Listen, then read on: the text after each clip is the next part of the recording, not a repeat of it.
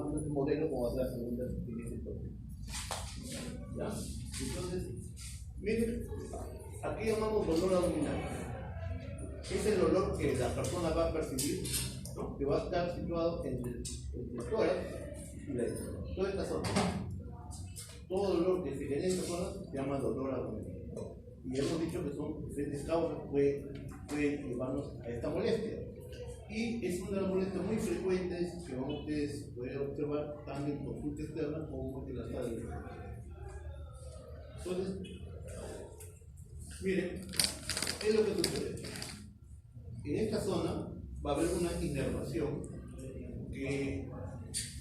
donde va a haber receptores que ante cualquier estímulo, ya sea inflamatorio, mecánico, químico, va a generar una descarga, vamos a decir, a través de las vías aferentes visceral, van a ir por el nervio, el nervio dorsal y llegan a la parte posterior de la y van a tener hacia el tacto y la otra. ¿Para qué? Para que el cerebro identifique qué es lo que está sucediendo y lo que no. Es más o menos cómo es que se genera el dolor. Entonces, el dolor abdominal puede ser, como platicamos, de acuerdo a su producción, puede ser visceral, puede ser perital, puede ser repetido, puede ser periférico. Y de acuerdo a su duración, lo podemos clasificar como agudo, es aquel que es días, minutos, y el crónico es el que está con dolor abdominal por esta semana, meses, de acuerdo al tipo, uno puede establecer el caso. Entonces, hablemos primero del dolor visceral. El dolor visceral es el que se va a generar los estímulos a nivel del espectro visceral. Recuerden que esta membrana es la que recubre la pinza abdominal. Es un dolor tipo sordo, un dolor más localizado. Y tiene como receptores sensibles al estiramiento. Por ejemplo, cuando hay una contracción intestinal genera dolor, o hay una extensión de la cápsula, por ejemplo, cuando hay un crecimiento del vaso o del hígado, extiende la cápsula y va a generar dolor, ¿no? O cuando hay una trombosis, ya sea de la arteria o la vena, va a generar dolor, o cuando hay un proceso inflamatorio, como la apendicitis, va a generar. Entonces, diferentes estímulos me van a llevar a despertar y activar lo que es el dolor. Recuerden que es mal localizado. En cambio, el dolor parietal es el que se origina por afectación del peritoneal parietal. Y la inervación acá tiene que ver con los segmentos D7 a L1. Aquí el dolor es mejor localizado, pero sí es de mayor intensidad. Es un dolor más constante. Y también puede ser causado por una infección, por una reacción química o por el El dolor neurogénico es el dolor que se genera por la inflamación del recorrido del nervio. Es un dolor tipo quemante, tipo necesidad. Y el ejemplo más característico es el herpes zóster. Al doblarse por el es lo más característico. Y el dolor referido, vamos a subir cuando el paciente refiere un dolor, pero que lo presenta lejos del lugar donde se ocasiona el problema. Ahí se llama dolor referido. Entonces, miren, ¿qué es lo que sucede? La víscera va a generar un estímulo que va a pasar por el nervio visceral, pero también la pared también va a generar un dolor y va a viajar también por la vía nerviosa, pero lo que pasa es que este nervio recoge información tanto visceral como parietal, pero lo va a llevar hacia la parte posterior de la médula y luego va a ir hacia el cerebro, por aquí en talámico. Pero ¿qué sucede? El cerebro no va a tener la capacidad de discriminar, y es visceral, es parietal. Entonces, esto es lo que genera el dolor referido. Por ejemplo, yo tengo un dolor en el hombro y es una cúpula vesicular. Tengo una colitis y no me duele ahí, no me duele en el hombro. Es un dolor. Porque la localización del dolor está en un área diferente a lo que está mencionando. Es dolor. Entonces, miren, ejemplo. Por ejemplo, hombro derecho puede ser una úlcera duodenal o puede ser una colitis. El paciente refiere un dolor de espalda media y puede ser un cólico biliar, puede ser de la espalda baja y puede ser una colitis, o puede ser el árbol costo vertebral y es un caldo abdominal, o puede ser la flor sacra y es un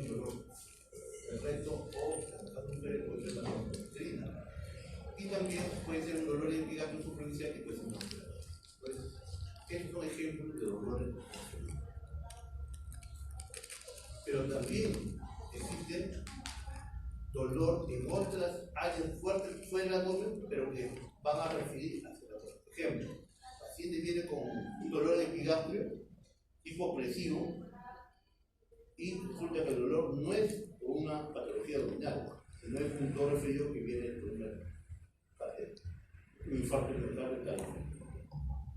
Y así van a encontrar varios ejemplos que pueden ser dolores referidos al abdomen. Entonces, decimos que el dolor abdominal agudo es cuando en menos de 7 días y puede ser ocasionado por tanto patologías intraperitoneales como extraperitoneales.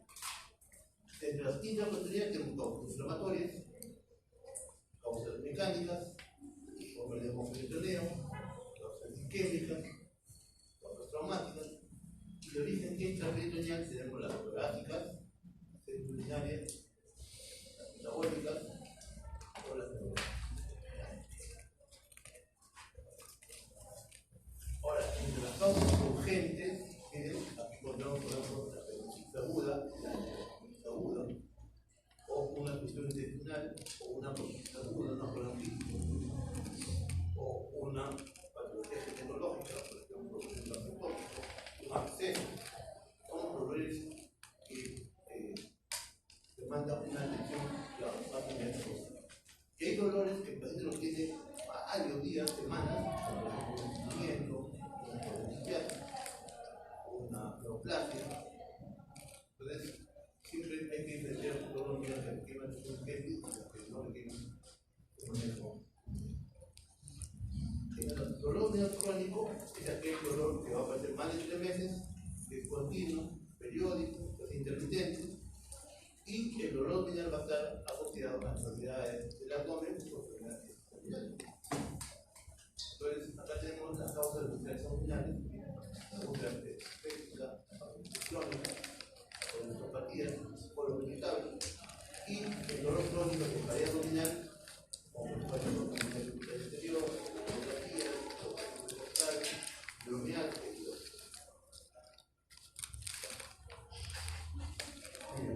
luego de poder identificar los tipos de dolores abdominales, ahora hay que recoger la información. Para eso, hacemos el análisis para la descripción del dolor abdominal, que está en físico los signos que ellos pueden tener el paciente que deben hacer, posibles causas del dolor abdominal en el paciente. Entonces, recuerden, dolor abdominal esta reglamentación al cómo es la aparición, el brusco, el insidioso, la localización, hacia dónde irradia el dolor, el carácter del dolor, la intensidad del dolor y factores atenuantes.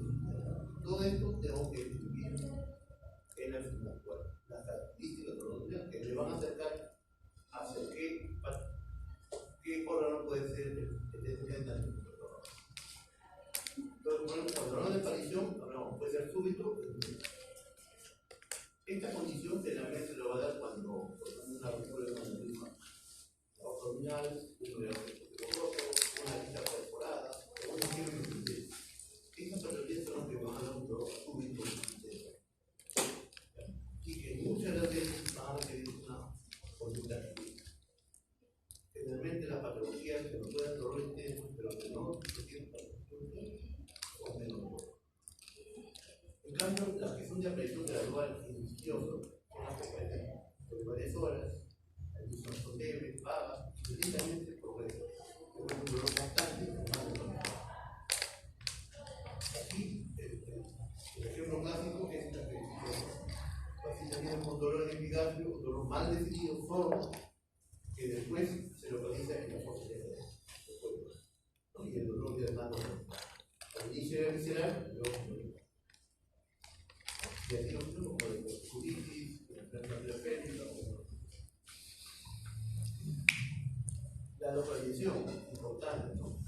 Miren, probablemente el abdomen podría dividirse en 4 cuadrantes.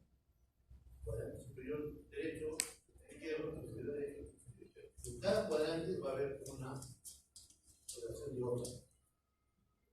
Por ejemplo, en el cuadrante superior derecho tenemos que encontramos al hígado, encontramos a la vesícula. En el cuadrante superior izquierdo, aquí encontramos parte del páncreas, parte del estómago. En el cuadrante inferior izquierdo está el colon. En el cuadrante inferior derecho encontramos el ciego, el colon, la pena. Entonces, de acuerdo a la localización, uno puede evitarse qué órgano puede estar.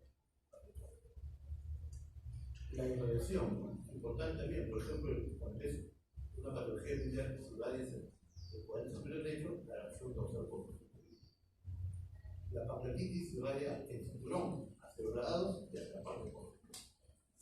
El cólico renal se irradia hacia la ingle, dentro del trayecto uretero. Y la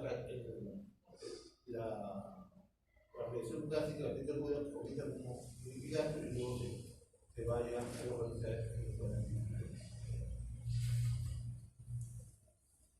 El carácter, muchas veces por el carácter del dolor uno puede determinar cuál es la causa del dolor.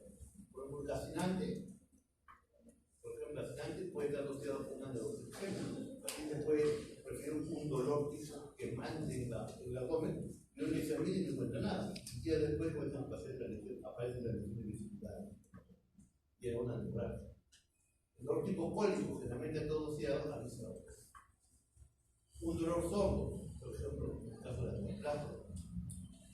Un dolor pulsante, generalmente está asociado a acceso. Un dolor de hambre, por las úlceras pépticas, o un dolor errante asociado a un colon. Entonces, de acuerdo al carácter del dolor, uno puede ir acercándose cuál es el dolor que puede dar. Si tiene dolor crónico, no va a pensar en serio. No va a pensar en serio.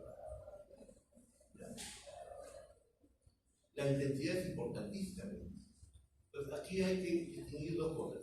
Uno es la intensidad del dolor en sí, y lo otro es la reacción del paciente. Recuerden que hay pacientes que su nivel tumoral es bajo y también un pequeño dolor y lo magnifica, porque así es su clase. Hay otras personas que con un problema mayor y un dolor intenso como si nada. Entonces, pues es importante tener en cuenta la intensidad del dolor y la reacción. Por eso es importante graduar. Entonces, una vez de cada uno para arriba, de 0 al 10. De esa manera vamos a ir haciendo un seguimiento, cómo es la evolución del dolor. ¿Ya? Y una cosa importante, si aparece un dolor abdominal que despierta al paciente, deben sospechar de que sí o sí es una causa. Los trastornos funcionales es difícil que despierten. También tener en cuenta los atenuantes y agravantes, ¿no? Por ejemplo, la ingesta de alimentos puede disminuir el dolor, en el caso de las úlceras, o, por ejemplo, que hay respuesta energética a un bólido intestinal. Eso no ocurre con el intestinal. Cuando es un intestinal, por más energético no le va a hacer. La posición, ¿no?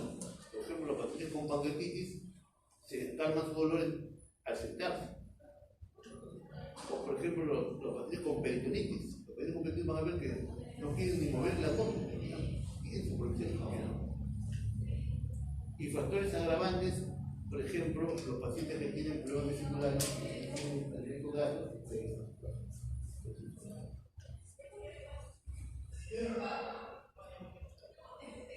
También es importante tener en cuenta los síntomas que acompañan al dolor de moco. Desde síntomas generales, síntomas del mismo tracto digestivo, que es náuseas, vómitos, diarrea, estreñimiento, hemorragia, meses, dolor urinal, o la ictericia, la poliuria, la alcohol, o síntomas urinarios, o síntomas mucológicos, porque también eso me va a ayudar a poder determinar la causa del dolor abdominal. Los antecedentes del paciente también son importantísimos. Por ejemplo, pacientes que consumen de forma crónica AINES, mayores, sobre todo, sufren de problemas traumáticos, pueden ellos tener abdominal y puede estar asociado a una úlcera péptica y abdominal. O pacientes que usan cocaína o personas con adicción pueden hacer isquemia mesentérica. O los pacientes que tienen antecedentes de trombosis hablar de uno sobre los bodies también pueden desarrollar isquemias.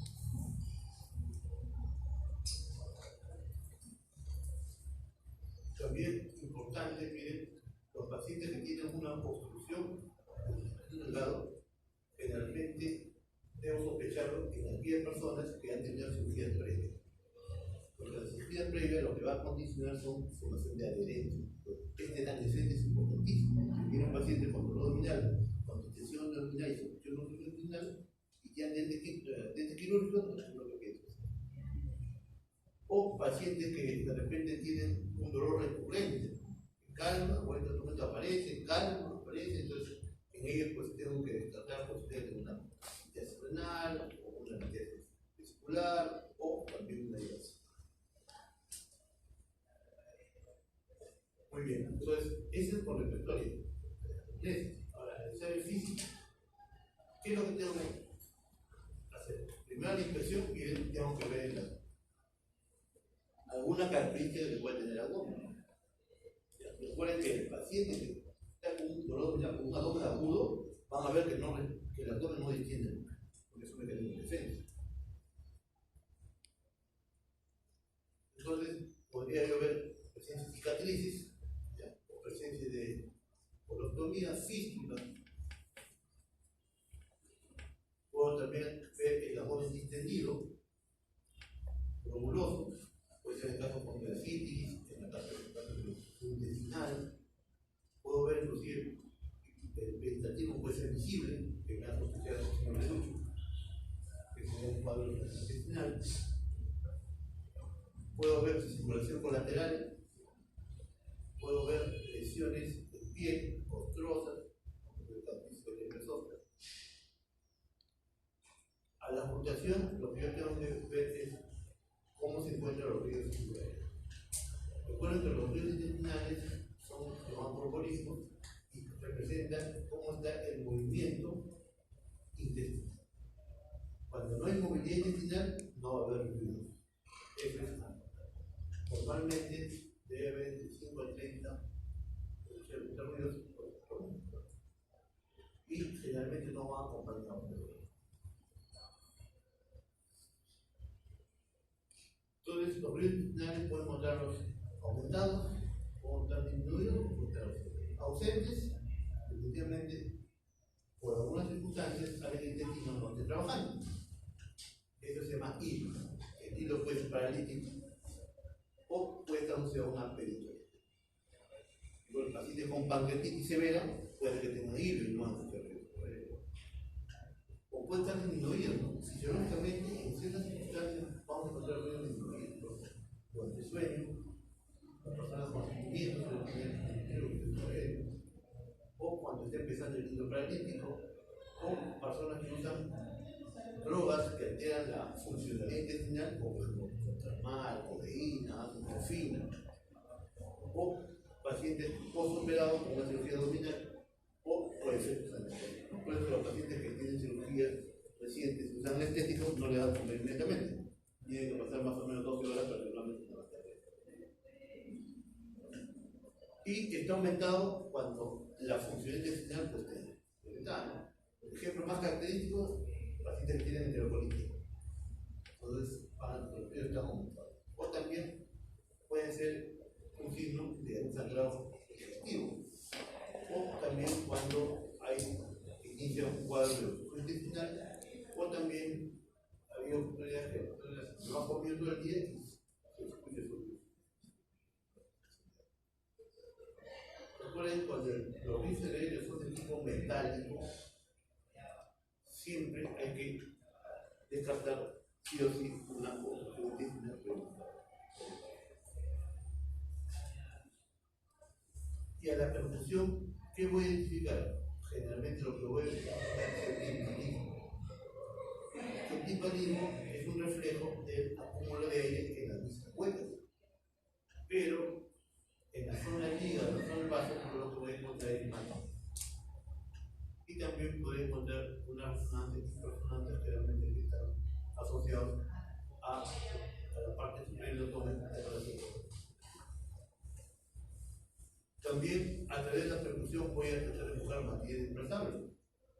Entonces, ¿en qué consiste materia desplazable? Cuando yo intento el punto dorsal, percuto del ombligo hacia la parte lateral, yo voy a encontrar timbanismo y hacia esta parte más. Cuando ahora el paciente que se pone en el cúbito lateral, percuto nuevamente del ombligo hacia arriba y voy a encontrar esta zona que era mate, y otra timpani. Ese signo se llama matidez. Es un signo característico de esto. Cuando hay materia desplazable, es un signo de esto. A la palpación, por ejemplo, lo que yo quiero identificar es presencia de contracturas musculares, los músculos de la pared abdominal, la presencia de masas, la presencia de líquido, zonas sensibles, preferiblemente evaluar el hígado, el vaso, su tamaño, su forma, su superficie, el dolor, la movilidad. Y siempre, para iniciar el examen de la palpación, el paciente debe estar cómodo y estar con las manos, generalmente con las manos profundas. También recuerden que antes de examinar hay que frotarse las manos para que se dé un calor. A veces está frío la mano y se frío la mano. Entonces, miren la palpación, ¿cómo se realiza? No se realiza con la punta del dedo, es con la yema de los dedos. Entonces, con suavidad. Siempre la palpación debe iniciarse por las áreas no dolorosas, dejarlo al final, las áreas cotidianas, que ahí se encuentra el dolor. Recuerden que la palpación hay dos formas, la superficial y la profunda. Generalmente la superficial puede indicar dolor o alguna resistencia en la pared, los músculos alrededor. Y la palpación profunda nos permite valorar básicamente el hígado, el vaso y el corazón. Generalmente, al examinar los órganos, están considerados como parásitos de la vida. Entonces, la palpación superficial puede identificar dolor, temperatura, alguna masa pronuncial, edema en la pared abdominal, cómo está el paciente viscoso, cómo están los músculos están separados, hernias. Y recuerden que la palpación superficial por lo general es monovalente. Y recuerden que la zona dolorosa hay que dejar el problema.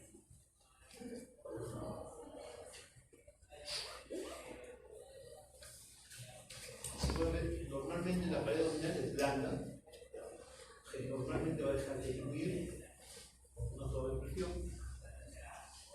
Por ejemplo, en esto usted lo va a encontrar normalidad al hacer el examen de palpación.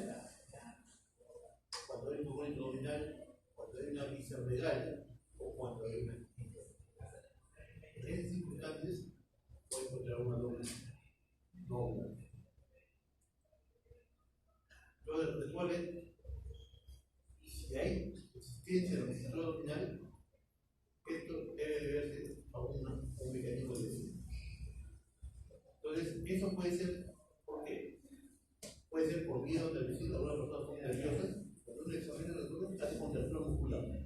Pero eso puede ser combinado. Primeramente que se relaja, y los músculos se relajan y comienzan a hacer. Pero cuando es un proceso patológico intraabdominal, eso no puede ser controlado. No puede ser vencido por el pulmón. Entonces, tened en cuenta eso. O realmente es un problema de proceso inflamatorio o es cuestión de miedo. Miren, aquí llamamos abdomen en tabla. El abdomen en tabla es cuando el paciente uno examina y toda la musculatura de la pared abdominal está contracturada, no deja de disminuir. Y esto debe ser un indicativo de una irritación pélvica. Pero esto debemos agregarle a otros signos que debo encontrar: ausencia de órganos intestinales, o el paciente respira muy superficial para el intestino del abdomen y encima de los Entonces, todo esto, con la anestesia que podemos encontrar, uno ya puede hacer asociación y pensar en el problema de irritación pélvica. Entonces, a la palpación profunda vamos a valorar las vistas abdominales, o sea, huesos del cielo, los intestinos, y la historia del hígado, del vaso, y también palpar el látigo. Entonces, recuerden, la palpación profunda puede ser uno manual o puede ser un manual. Y recuerden que acá les pido o por presión en el abdomen al momento que avanzo, al momento que el paciente deja. Entonces, inspira el paciente, es ahí donde yo trato de tocar, en este caso el hígado desciende. Y cuando expira el paciente, avanza. Entonces, hay algunos signos y puntos dolorosos que ustedes tienen que ver. ¿Sí? En la imagen, una zona en la abdomen bajo, una distensión, ¿no? Bien localizada. Entonces, esto no debe ver en estas zonas de la vejiga. Cuando hay una tensión urinaria diabética, se llama un lobo. Efectivamente, si esto uno lo presiona, va a generar un dolor. Y no es lo que viene, no es por el problema. Por ejemplo, tenemos el signo de Cooper. El signo de Cooper, por ejemplo, tiene la memoria. Uno presiona suavemente el abdomen y después de unos 3 minutos se suelta. Si el paciente tiene dolor, eso debe significar que hay inflamación. Luego viene el signo de Marburg. El signo de Marburg, miren, tiene ya acá superior, entonces la unión de dos tercios con tercio externo. Ahí se pone. Supuestamente a esta altura se ubica la apéndice. Cuando el apéndice está inflamado, lo presiono con un dedo acá, suelta, y cuando se refiere dolor, es una cosa. El signo de SOA. Entonces, para buscar el signo SOA, se requiere el paciente que levante el miembro inferior derecho,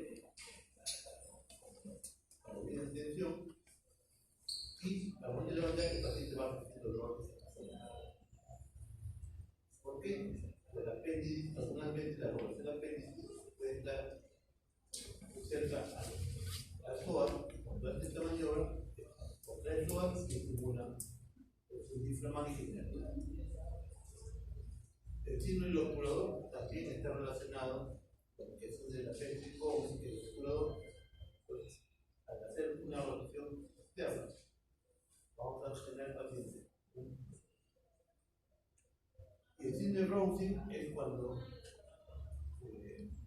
presionamos el lado opuesto, en el caso del apéndice, izquierda, presionamos y al soltar generamos dolor.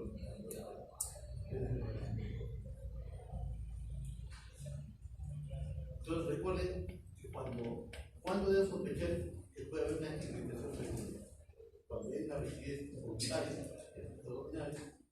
cuando hay un estado de hipersensibilidad, contenido de defensa, ausencia de defensa intraérea, puede encontrar signo de rebote positivo, puede encontrar la prueba de positivo, puede encontrar todo positivo. Ante esta situación, yo debo sospechar que el paciente puede estar en un cuadro de irritación femenina, se llama PDCM. Ahora, ¿qué exámenes auxiliares me van a ser de ayuda para tocarme el diagnóstico? Dependiendo de la causa, ¿no? Si yo pienso en una cosa infecciosa, pues pediré hemograma, si pienso en un problema biliar, pediré prueba de función hepática. Pienso en un problema de pancreatitis, pediré función de corazón. Son las bajas pancreáticas. Si considero que puede ser o una trastorno hidroeléctrico, también por un hilo, pediré, o puede ser asociado a un defecto urinario, pediré. Va a depender de lo que recuerden que la radiografía de abdomen simple me permite descubrir cuánto hay niveles, niveles hidrométricos, que es un signo de puede ser de hilo. El hilo puede ser producido por un problema mecánico, intestinal, o puede ser no mecánico, se llama involuntario. Y a veces una pancreatitis, y a veces una apendicitis, entonces no mecánico. La ecografía abdominal me permite valorar, por ejemplo, alguna alteración a nivel de la patología biliar.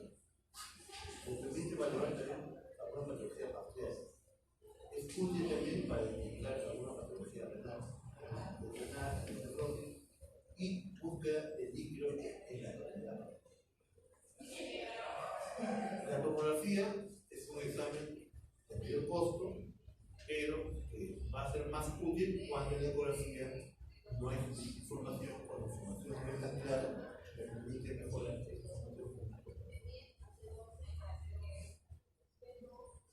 ¿Hasta acá alguna pregunta? ¿Pregunta?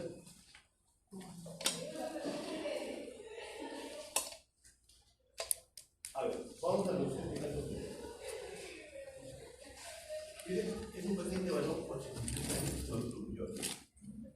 que esta es oportunidad a emergencia, un cuadro pero que acompaña a fiebre, a resfrío, y que el paciente había estado teniendo dolor abdominal tipo el hipocondrio derecho, ¿no? Y que tenía irradiación intermitente, una intensidad 7/10, pero presentaba también intensa, de una semana de evolución. Entonces, este es el resumen de la anamnesis, lo más importante, y el examen físico se encuentra en una frecuencia cardíaca de 112, se encuentra en de 24 por minuto, una persona de 80 a 50, a 50 con un tipo de temperatura acilar, se encuentra en piel ictericia, también tiene el pie positivo, no había edema, los ojos también están en histéricas, no solamente está seca, lengua seca. El aparato respiratorio, aunque con alteraciones, el cuadro cardiovascular, los primeros están taquicárnicos. Yo se decía, el pulso es filiforme, un llenado capilar más de 2 segundos. En el abdomen hay dolor a la palpación profunda en el hipocondrio derecho. Los ojos de hielo están presentes, está blando y recibe rebote de aire. En la esfera nerviosa encontramos somnoliento, desorientado, pero movilidad consciente y no hay. Entonces, como ven, a través de la anamnesis van a indicar los síntomas y a través del examen físico van a indicar los síntomas. Entonces, miren, podemos identificar fiebre como síntoma, el dolor abdominal como síntoma, la ictericia, que en este momento es síntoma, pero al momento de encontrarlo en otro diferencial es por el síntoma. Y en el examen físico encontramos taquicardia, taquipnea, hipotensión arterial, fiebre. Encontramos en piel la presencia de ictericia y signos de pliegue, fosforal seca y seca. En el nervio cardíaco están taquicárdicos, en menor intensidad, el pulso filiforme, un llenado capilar más de 1 segundo. Y en el abdomen, el dolor de la palpación profunda en el hipocondrio derecho. Y depresible, pero rebote de aire. Entonces, y el paciente está somnoliento. Entonces, ¿qué síndrome clínico podríamos identificar en este caso? A ver, pues, ¿cómo se llama? Javier, ¿qué síndrome puedes plantear?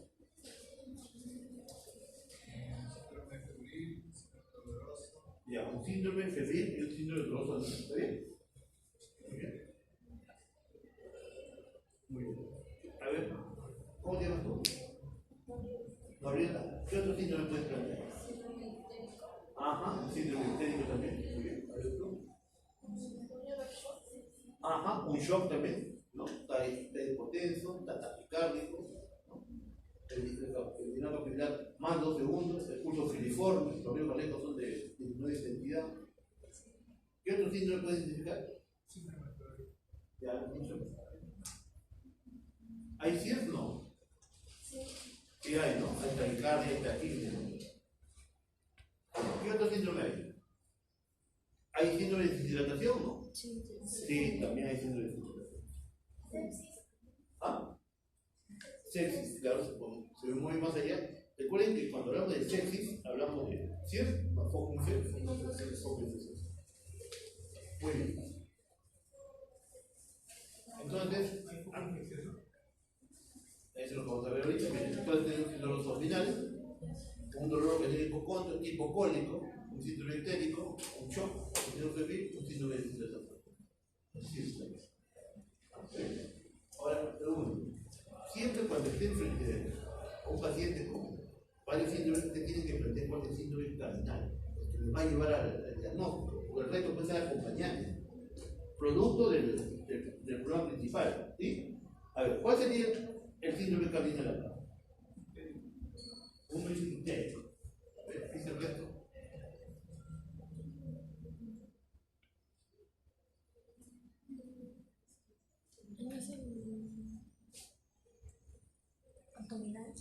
Entonces, a ver, entonces siempre a los grupos que ya los grupos míos les digo siempre hay que preocupar. Se te pregunto, ¿por qué el síndrome histérico es el calendario y no por qué no el shock?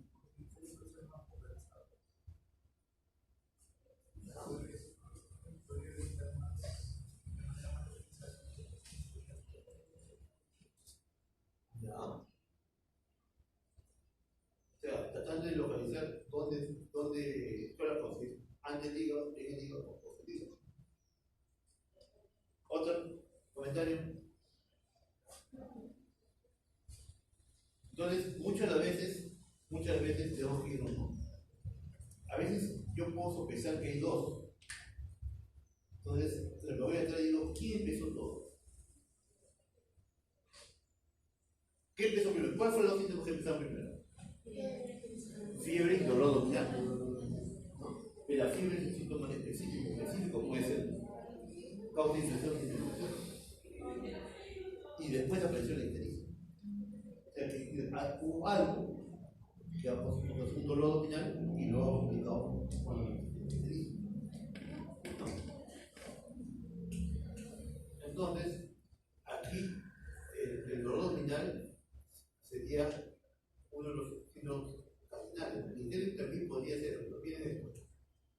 Si digo que es el dolor abdominal, entonces el hipocondrio, ¿te ves? Hipocondrio derecho, ¿te ves? Entonces ubico, ¿qué órgano está en el hipocondrio derecho? Hígado. Muy bien, entonces digo, es cólico. ¿Quién me genera cólico? ¿O es órgano hueco? Vésico, vía biliar, ¿no? Vésico, entonces ya voy. Ahora si digo, ¿quién me produce cólico y ictericia? Vía biliar, ¿no? Vía biliar, ¿no? Entonces, a ver, ¿cómo yo, a través del síndrome cardinal, puedo decir unidad clínica por el resto de síndromes que vamos a ver? ¿Ya? Muy bien. Entonces, de hoy día tiene una patología vital. Hay una patología vital. Que está causando un cuadro febril, pues tendría que hablar de una infección de la vía biliar, ¿no? Y que al contrario, ya tengo el shock, quiere decir que estoy hablando de una sepsis, ¿no? ¿Sí? Y que esto me va a llevar parálisis en la casa. Paciente con sepsis se va a hacer. Y eso puede ser explicación celular. Entonces, ¿qué es lo que tiene el paciente? Una colonitis. O sea, una sepsis focodomial. Y si el shock no responde a fluidoterapia, es un shock. ¿Ya? ¿Hasta luego una pregunta? En otras circunstancias puede ser que la ictericia sea el que predomine. Por ejemplo, los pacientes que tienen neoplasia hepática. Los pacientes que tienen neoplasia hepática vienen con ictericia de un mes. No tienen dolor. O después aparece el dolor. Y resulta que hay algo que obstruye la salida de la bilis y eso genera la ictericia. Cuando la neoplasia está avanzada, genera dolor. Pero eso es el contrario de pasa, es un conflictivo, que es parte de eso. Muy bien, ¿alguna pregunta? Muy bien, más o menos así va a ser las preguntas que van a corresponder a este tema. ¿Están? Casos clínicos. Muy bien, entonces vamos a por terminar la. ¿Ya? Ustedes tienen la teoría. Los dejo acá en el grabado para que puedan. Gracias, doctor. ¿Ya? Ojo, no es que el examen viene de lo que está escrito ahí, es la interpretación de la información que tiene ahí.